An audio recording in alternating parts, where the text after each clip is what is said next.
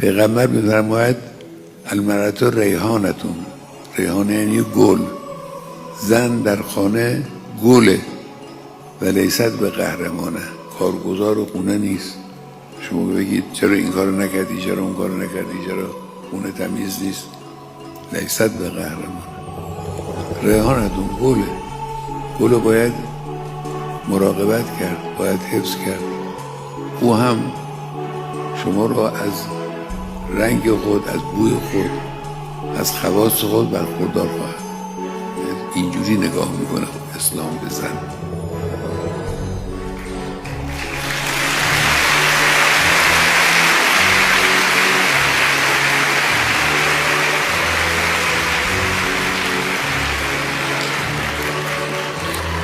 یک جا